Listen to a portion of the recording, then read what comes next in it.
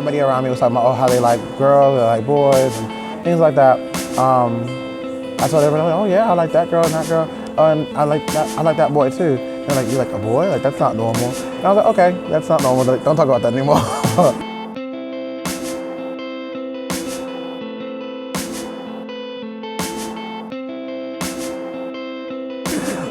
I didn't have any like idea about like gay or bisexual or anything like that, so I didn't talk about it to anybody, especially not my parents. So what is it? So like 3 years later or something like that, in like 6th grade, I went on holiday and we went to London. And we were walking down the street, I saw 2 guys holding hands. Thought that was weird because boys don't do that. So my mom, I said, Mom, what's going on? Like, why are they holding hands? She's like, oh, they're gay. I don't know what that means. And she was like they're together, like me and your father, like they're together. And I said, oh, okay, so like guys do that. If you didn't know, in like the UK, it used to be like a criminal offense, like you would go to jail or you can get chemically castrated for being gay. So it wasn't like those laws had been repealed already. But so when I was there, at the end of like 2 years, and like right in like 8th grade, I told all my friends, I was like, so you guys, just so you guys know, I'm bi. Everybody took it pretty well. There was one boy who was like, I just don't get it. Like you can't like boys and girls. So you have to pick one. He wasn't like really like rude about it. He was just like, I don't get it. So that was the only problem that I had. Then we moved to America, and I just thought all the way over. I'd tell everybody over again. I told my mother when I was 17 that I was bi. She took it fine. I told my father when I was 18, as well as the rest of my family.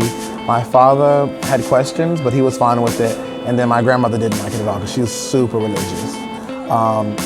It's not even so much like she thinks it's like, she just worries about my salvation. So, I mean, that's fine. But we just don't see eye to eye on it, so we don't talk about it anymore. Did your parents like know when you were growing up, or was it just kind of like? My mother knew because I was raised primarily by my mother. My father worked a lot and they got divorced when I was in middle school. So my dad probably didn't know, but my mother says that she knew.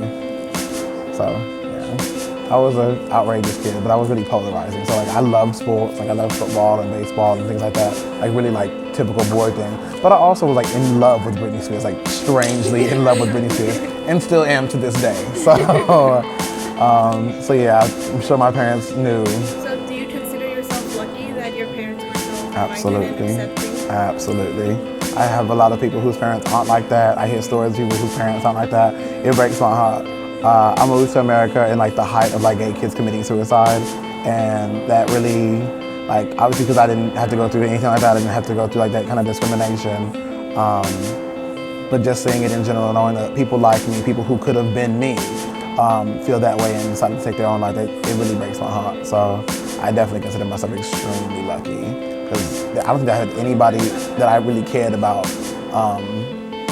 come at me aggressively about I don't even want to call it an issue, but my sexuality. I feel like there's a set of hardships that you go through when you're gay, and nobody really wants to see somebody take a harder road. So that's what my mother asked me. She was like, so you're bi, you could, in theory, just be with women, right? And I was like, yeah, absolutely.